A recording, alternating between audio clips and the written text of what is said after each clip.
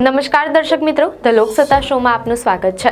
આંતરરાષ્ટ્રીય સમાચારોમાં આજે મધ્ય પૂર્વના સંઘર્ષ ક્ષેત્રમાંથી એક અત્યંત રાહતભર્યા અને ઐતિહાસિક સમાચાર સામે આવ્યા છે।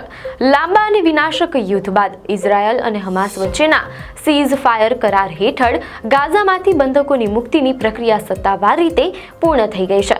આજે ઇઝરાયલમાં જાણે દિવાળી જેવો ખુશીનો માહોલ છે। ઇઝરાયલ ડિફેન્સ ફોર્સે સત્તાવાર રીતે જાહેરાત કરી છે કે હમાસે ગાઝામાં કેદ 20 ઇઝરાયેલી બંધકોને મુક્ત કર્યા છે અને હવે તેની પાસે કોઈ જીવિત ઇઝરાયેલી બંધક નથી। વડાપ્રધાન નેતન્યાહુની ઓફિસે પણ આ વાતની ખાતરી કરી છે કે પ્રથમ તબક્કામાં 7 બંધકો મુક્ત થયા બાદ બાકીના 13 બંધકો પણ ઇઝરાયલ પરત ફર્યા છે। આ બંધકોનું સ્વાગત કરવા માટે ઇઝરાયલના લોકો રસ્તા પર ઉતરી આવ્યા છે, નાચી કૂદી રહ્યા છે અને રાહતની લાગણી વ્યક્ત કરી રહ્યા છે।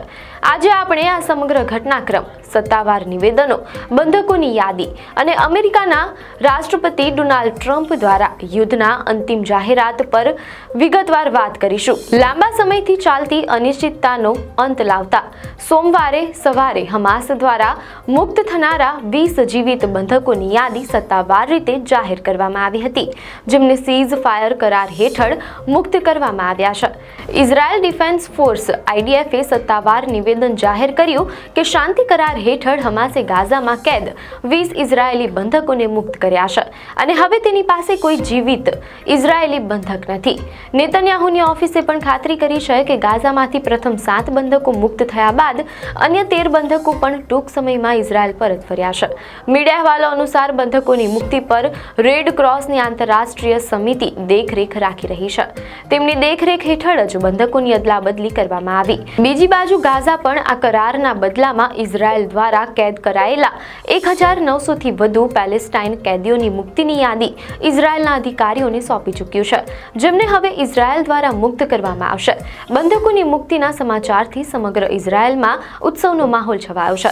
મીડિયા અહેવાલો અનુસાર તેલ અવીવના હોસ્ટેજીસ સ્ક્વાયર પર મોટી સ્ક્રીન પાસે લોકો એકઠા થયા હતા અને સતત સમાચાર પર નજર રાખી રહ્યા હતા। દરેક ઇઝરાયેલી પરિવાર માટે આ ક્ષણ રાહત અને આનંદની છે, કારણ કે તેમના દેશવાસીઓ સુરક્ષિત રીતે ઘરે પાછા ફર્યા છે। ગાઝા દ્વારા પ્રથમ તબક્કામાં જે 20 બંધકોને મુક્ત કરવાની જાહેરાત કરવામાં આવી હતી, તેમના મુખ્ય નામો વિશે વાત કરીએ તો અલ્કાના બોહબોટ, મટન અંગ્રેસ્ટ, અવિનાતન, યોસેફ હેમ ઓહાના, એવિએટર ડેવિડ, ગાય ગિલ્બોઆ દલાલ, રોમ બ્રાસ્લાવસ્કી, ગેલી બર્મન, જીવ બર્મન, ઇટન મોર, સેગેવ કલ્ફોન, નિમ્રોદ કોહેન, મેક્સિમ હાર્કિન, ઇટન હોર્ન, બાર કુપર શેટિન, ડેવિડ કુન્યો, એરિયલ કુન્યો અને ઓમરી મિરાન। આ નામો માત્ર એક યાદી નથી, પરંતુ હજારો પરિવારો અને એક રાષ્ટ્ર માટે આશા અને નવી શરૂઆતનું પ્રતીક છે। ઐતિહાસિક મુક્તિના ઘટનાક્રમની વચ્ચે અમેરિકી રાષ્ટ્રપતિ ડોનાલ્ડ ટ્રમ્પે ગઈકાલે રવિવારે એક મોટી અને નિર્ણાયક જાહેરાત કરી હતી। મીડિયા અહેવાલો અનુસાર ટ્રમ્પે સ્પષ્ટપણે કહ્યું કે ગાઝામાં ચાલી રહેલા યુદ્ધનો અંત આવ્યો છે। આ જાહેરાતની સાથે જ ઇઝરાયલ અને મિસ્ર એટલે કે ઇજિપ્ત દ્વારા ઉચ્ચ સ્તરીય શાંતિ યાત્રા શરૂ કરવામાં આવી છે।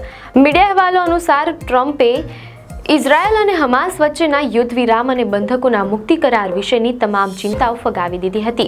ટ્રમ્પના નિવેદન વિશે વાત કરીએ તો તેમણે ભારપૂર્વક જણાવ્યું કે ઇઝરાયલ અને પેલેસ્ટાઇનના ઉગ્રવાદીઓ વચ્ચે વર્ષોથી ચાલી રહેલું યુદ્ધ હવે પૂર્ણ થયું છે। ટ્રમ્પનું આ નિવેદન મધ્ય પૂર્વમાં શાંતિ સ્થાપિત કરવાના દ્રષ્ટિકોણને સમર્થન આપે છે।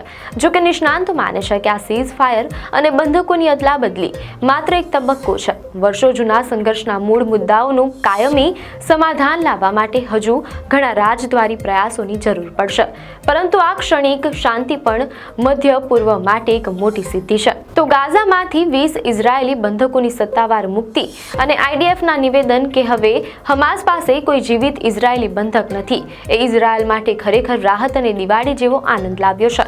વડાપ્રધાન નેતન્યાહુની ઓફિસે પણ તમામ 20 બંધકોની સુરક્ષિત વાપસીની ખાતરી આપી છે. આ માનવતાવાદી કાર્યક્રમ હેઠળ રેડ ક્રોસની દેખરેખમાં બંધકોની અદલાબદલી થઈ છે અને હવે ગાઝા ઇઝરાયલ દ્વારા મુક્ત થનારા 1900 થી વધુ પેલેસ્ટાઇન કેદીઓની મુક્તિની રાહ જોઈ રહ્યું છે. આ સાથે જ અમેરિકાના રાષ્ટ્રપતિ ડોનાલ્ડ ટ્રમ્પે ગાઝામાં યુદ્ધનો અંત આવ્યો છે તેવી જે નિર્ણાયક જાહેરાત કરી છે તે મધ્ય પૂર્વમાં શાંતિના નવા યુગનો સંકેત આપે છે.